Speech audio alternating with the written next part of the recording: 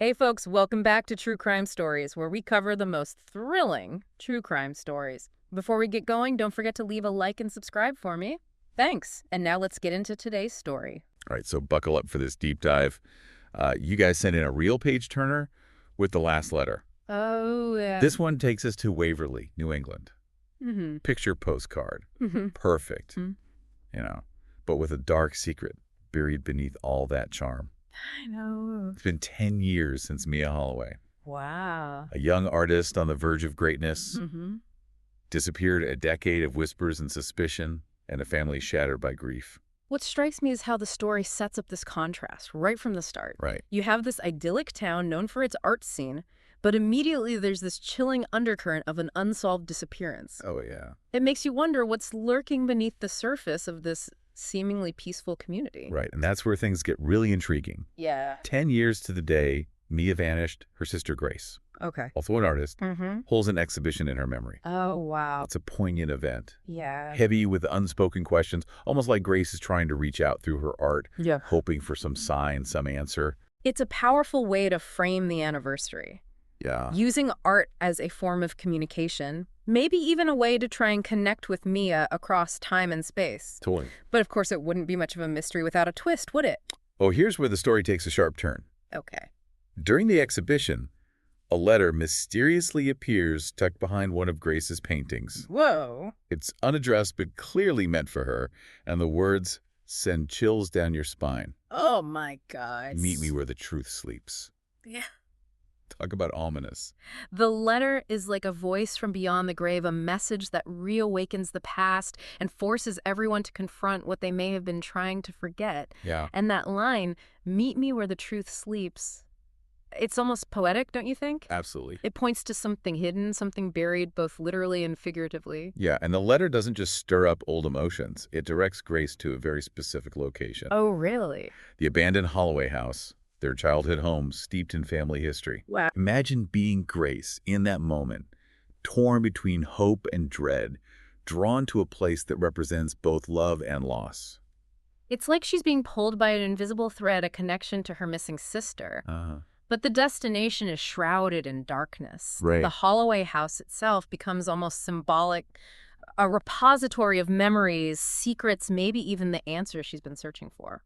And under the cover of night, Grace is compelled to go there. It's like something's drawing her in. Yeah. The scene is practically ripped from a classic Gothic novel. Oh, yeah. The moon casting eerie shadows, Mm-hmm. the wind whispering through the trees, and this old house creaking with every gust. The atmosphere is palpable, building suspense with every detail.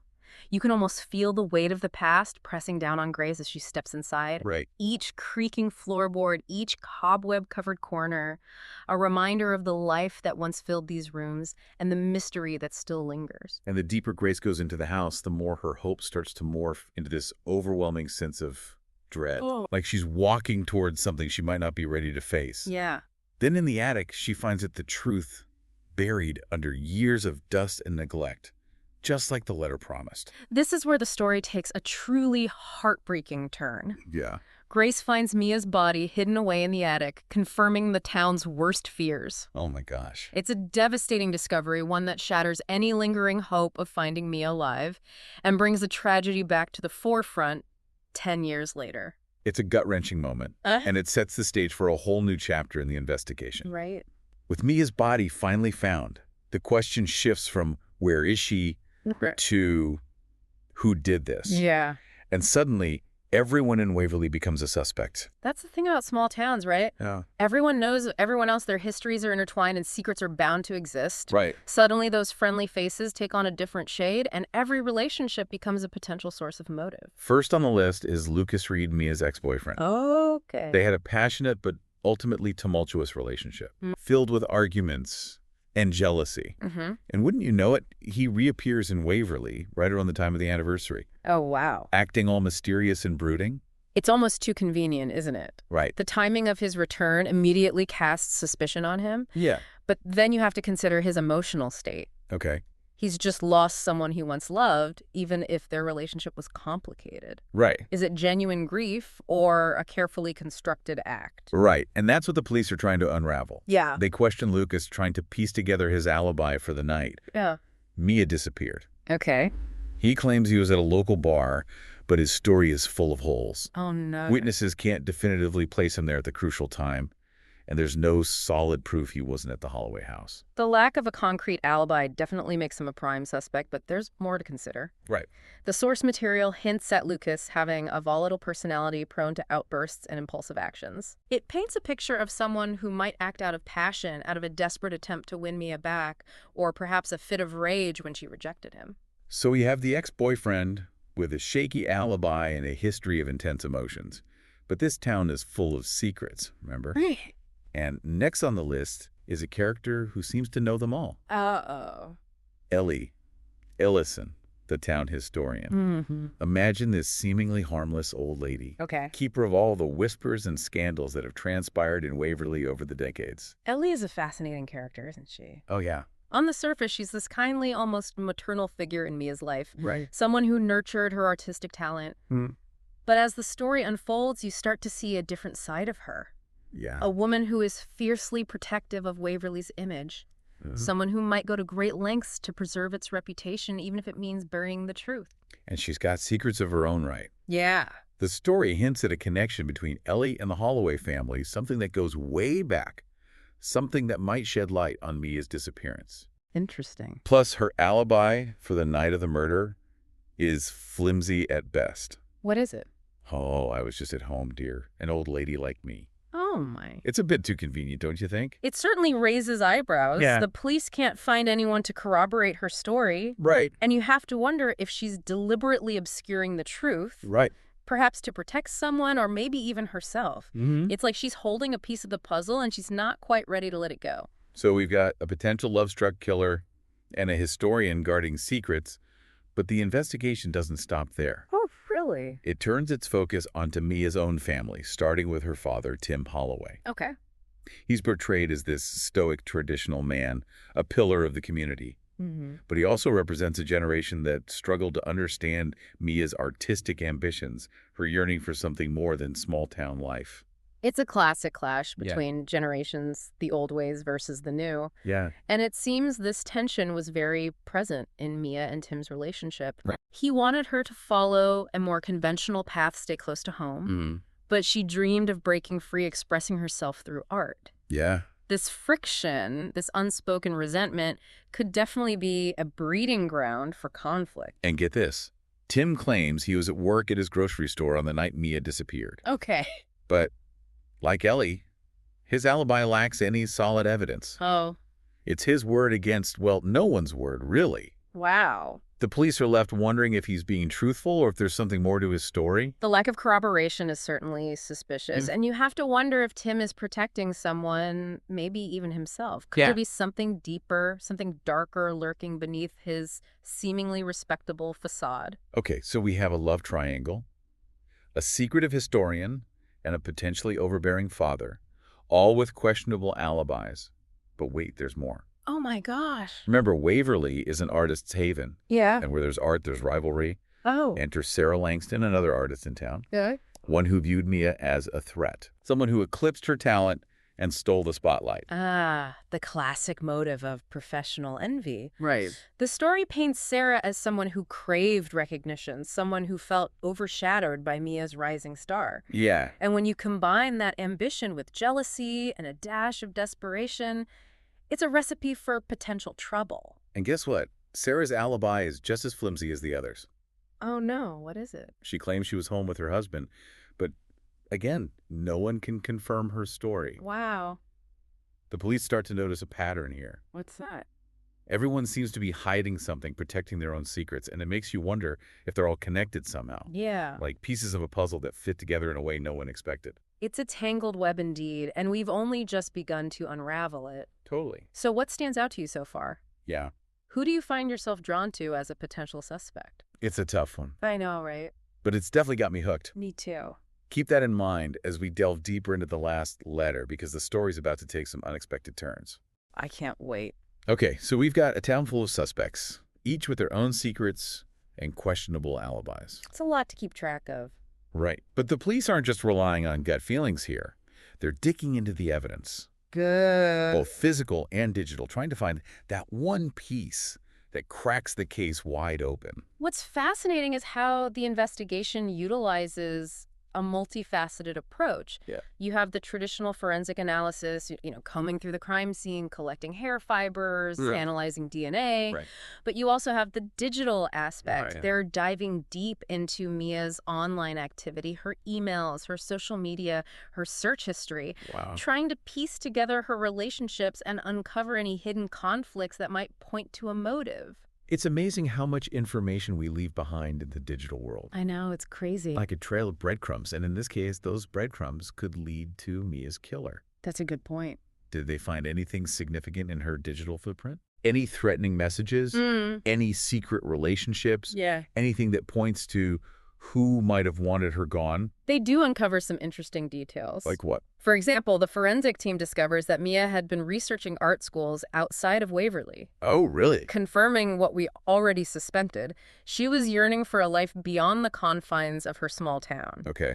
This discovery adds another layer to the tension between her and her father, who likely opposed her leaving. It's like her digital life is mirroring the real-life conflict she was facing. Exactly. Did they find anything connecting her to any of the suspects? No. Any secret emails to Lucas? Any heated exchanges with Sarah? Right. Anything hinting at a darker relationship with Ellie? While the sources don't reveal specific content from those digital exchanges, they do emphasize how the police are using this information to build a timeline, to map out Mia's interactions with each suspect leading up to her disappearance. It's like they're creating a web connecting the dots between her online life and the physical evidence they're gathering from the crime scene and the interviews. It sounds like a meticulous process, Oh, yeah. but it's definitely paying off. For sure. They find a hair sample at the scene that doesn't belong to Mia. Oh, wow. Did they get a DNA match? Is this the breakthrough they've been waiting for? The initial DNA analysis doesn't lead to a direct match in their database, Okay. but it does reveal something crucial. What's that? The hair belongs to a male. Okay, so that narrows it down. Right. It narrows down the possibilities. Uh-huh. And the police start revisiting the alibis of their main suspects with a renewed focus. Makes sense. Okay, so we've got Lucas with his shaky bar story. Yeah. Tim claiming to be at work. Uh-huh. And potentially some digital breadcrumbs linking Mia to each of them. But what about Ellie? That's a good point. She's an older woman living alone. Did she have any kind of digital footprint that the police could investigate? That's a good question. And it highlights the challenges of investigating someone from an older generation who might not have embraced technology in the same way. Right. The source material mentions that Ellie wasn't active on social media and rarely used email, Okay. making it harder for the police to track her digital movements. So she's a bit of a ghost in the digital world, Yeah, kinda. which makes her even more intriguing. Yeah. But back to the hair sample. Yeah. If it didn't match any of the main suspects who did it belonged to, did they eventually find a match? They do, and it leads to a surprising twist in the investigation. Okay, I'm on the edge of my seat here. The hair sample matches a local contractor named David. David. A contractor out of all the potential suspects we've discussed, this one seems to come out of nowhere. I know, it's a bit unexpected. What was his connection to Mia? Did they know each other? Here's where it gets really interesting. The police discover that David had a long-standing relationship with the Holloway family, going back to when he helped Tim with some renovations at his grocery store. Oh, so he was in their lives. Yeah, he was a familiar face in their lives, someone they trusted. Okay. But beneath that seemingly harmless exterior, David harbored a secret. What was it? He had been infatuated with Mia for years. Oh, wow. So unrequited love obsession, maybe even a touch of jealousy. Possibly. Suddenly the contractor doesn't seem so harmless anymore. Right. Did he have an alibi for the night Mia disappeared? David claims he was out of town visiting family on the night of Mia's disappearance. Okay, but we've heard that before. Yeah. However, the police are starting to see cracks in the alibis of their other suspects.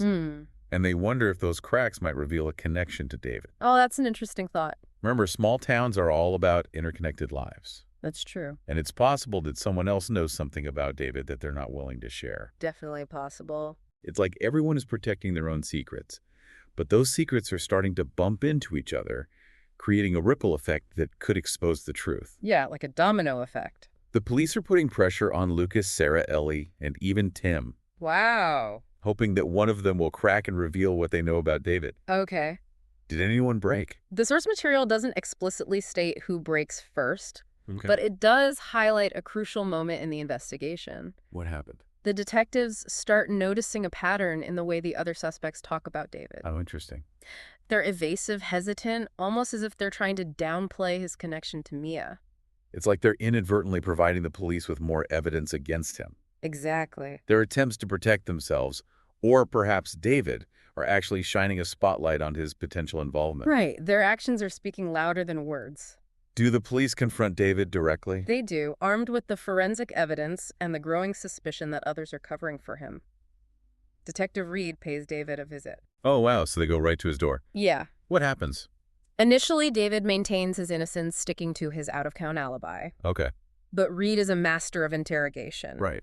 And he slowly starts to dismantle David's story, pointing out inconsistencies, highlighting the lack of corroboration. It's like a game of cat and mouse, with Reed slowly tightening the net around David using his words and the weight of the evidence to break down his defenses. A classic interrogation scene. Did David crack under pressure? Did he confess to being at the Holloway house that night? He did the mounting evidence, the realization that his carefully constructed alibi is falling apart, Right. and the intensity of Reed's questioning proved to be too much for David to handle. Wow. He breaks down and admits to being at the Holloway house on the night Mia disappeared. So he was there. Yeah, but his confession comes with a twist. Oh, what's the twist? He claims it was an accident. An accident? How does he explain? Did he accidentally push her down the stairs? Did they get into a fight that went too far? Okay, so hold on. What's his story? David claims that he went to the Holloway house to talk to Mia to try and convince her to stay in Waverly. Oh, wow. He was deeply in love with her, obsessed even. Okay. And the thought of her leaving devastated him. Right. He says that during their conversation, things got heated, an argument broke out, and in a moment of anger, he pushed her. Wait, so he's claiming that he didn't mean to kill her, that her death was an unintentional consequence of a heated argument. That's exactly his defense. He claims that he never intended to hurt Mia, that he was simply overcome with emotion, Wow. and that her death was a tragic accident. This is a huge turning point in the case. I know, right? We've gone from a mysterious disappearance to a potential murder, and now a confession that paints a picture of a crime fueled by obsession and a moment of uncontrolled rage. And it raises a lot of questions, doesn't it? So many questions. Was it truly an accident, or is David trying to minimize his culpability to paint himself as a heartbroken lover rather than a cold-blooded killer? Right, it's his word against everyone else's. It's the jury's job to decide whether to believe his story or to see him for what he might truly be, a man driven to a desperate act by his obsession with Mia. Well, this deep dive just got a whole lot deeper. For sure. We've got a confession, but it's shrouded in ambiguity. We've got a town grappling with the truth, and we've got a legal battle that's about to unfold. The stakes are higher than ever as we head into the final part of the last letter. I can't wait to see what happens. We left off with a confession, but not a clear-cut one. You know, Right. Dave, the contractor, admits to being with Mia the night she died, but claims it was an accident. Yeah. A push during an argument that turned fatal. Mm-hmm. It sets the stage for a trial that captivates Waverly, forcing everyone to confront uncomfortable truths. What's interesting is that the trial isn't just about legal arguments and evidence. Right. It becomes this public unpacking of the town's soul. Oh, wow. All those secrets we've been unraveling, the jealousies, the unspoken resentments, Yeah. they spill out in the courtroom, turning the trial into a kind of communal reckoning. And I bet those whispered rumors we talked about earlier become sworn testimonies. Oh, for sure. Did any of the other suspects, Lucas or Ellie, get called to the stand? What did they reveal? They each play a crucial role in the trial. Their testimonies adding layers to our understanding of Mia and the events leading up to her death. Okay. Lucas, still grappling with his complicated feelings for Mia, Yeah. testifies about their tumultuous relationship, confirming his volatile nature, but also revealing a deep sense of regret. It makes you wonder what was going through his mind that night, knowing his alibi was shaky at best. Right. Was he relieved when David became the focus of the investigation, or did he feel a sense of guilt knowing he could have been in David's place? The source material doesn't delve into Lucas's inner thoughts. Okay. But it does highlight how his testimony paints a picture of a man torn between love, anger, and ultimately remorse. Wow. His words provide context for their relationship, but they also raise questions about whether his actions that night were driven by jealousy or something more sinister. And what about Sarah, Did her testimony shed any light on her rivalry with Mia? Or did she try to distance herself from the whole situation, playing the part of the innocent bystander? Sarah's testimony is particularly revealing. Oh, really? She talks about the intense pressure to succeed in the Waverly art scene, Right. the unspoken competition among artists, and how Mia's talent and ambition challenged her own sense of self-worth. That's a lot to carry. It's a glimpse into the darker side of the creative world, the jealousy and insecurity that can fester beneath the surface. It's like Mia's death exposes a wound that was already there, forcing the community to acknowledge the unhealthy dynamics that can exist within a seemingly supportive environment. Yeah, exactly. But what about Ellie? She's been such a mysterious figure throughout the story, holding her cards close to her chest. Right. What role does she play in the trial? Ellie's testimony is perhaps the most poignant. Okay. She speaks about Mia with a mixture of fondness and sadness, acknowledging her talent, but also revealing a sense of guilt, as if she blames herself for not recognizing the turmoil within Mia, for not doing more to protect her. It's like she feels a responsibility as the town's historian, not just to preserve its past, but to understand its present and maybe even anticipate its future. Did she reveal anything about her own connection to the Holloway family? Anything that might shed light on the events leading up to Mia's death? She doesn't offer any bombshells, Okay. but her words and her demeanor suggest a deeper knowledge, a sense that she's holding back information perhaps out of a desire to protect Waverly's image, or maybe even someone she cares about. Oh, wow. So many layers to this story. It's a subtle but powerful reminder that even in a small town where everyone knows everyone else, there are still layers of secrets that remain hidden. So we've got these intertwined narratives, these personal stories woven into the fabric of the trial, creating a complex tapestry of love, loss, guilt, and ambition. Totally. But in the end, it comes down to David and his defense. Did the jury believe his story of an accidental push? Or did they see through his act and find him guilty of a more intentional crime? The jury deliberates for days, Oh, wow. So they really struggled with this one. carefully weighing the evidence, the testimonies, and David's emotional plea. In the end, they find him guilty of manslaughter, Okay. recognizing the tragic and unintentional nature of Mia's death while still holding him accountable for his actions. It's a nuanced verdict, Definitely. one that acknowledges the complexity of the situation while also providing a sense of justice for Mia and her family. Right. But a guilty verdict doesn't bring Mia back, and it doesn't erase the pain and trauma that her death inflicted on the community. What happens to David, and how does Waverly begin to heal from this tragedy? David is sentenced to a significant prison term, Okay. but the story's focus shifts from punishment to the aftermath. Right. To the long process of healing and reconciliation, we see Grace channeling her grief into her art, Wow, that's beautiful. using her talent to create a moving tribute to her sister, capturing her essence and keeping her memory alive. It's a beautiful testament to the power of art to transform pain into something meaningful, something that transcends the tragedy itself. And what about the town? Does Waverly ever truly recover from the shadow of Mia's death? The story suggests that the healing process is slow and gradual, Okay. but there's a sense of hope, a collective determination to learn from the past and create a more supportive environment, especially for young artists. That's good to hear. They establish a foundation in Mia's name to provide mentorship and resources, ensuring that her legacy lives on in a positive way. It's a powerful reminder that even in the face of unimaginable loss, there's always the potential for growth and positive change. Totally. The secrets that were buried for so long have been brought to light, and in their place, a new narrative emerges, one that honors Mia's memory and inspires a more compassionate and understanding community. And that's what makes The Last Letter such a compelling story. And- It's not just a whodunit, it's an exploration of the human condition, of the choices we make, the secrets we keep, and the ripple effects of our actions. It reminds us that even in seemingly idyllic settings, darkness can lurk beneath the surface, and that sometimes it takes a tragedy to expose those hidden truths and force us to confront them. It's a powerful message, one that resonates long after the final page is turned. So as we conclude this deep dive into The Last Letter, what are your final thoughts? That's a good question. What will you take away from this story? Leave a comment and let us know. Until next time, keep exploring, keep questioning, and keep sharing the stories that matter. I'm already thinking about the next deep dive.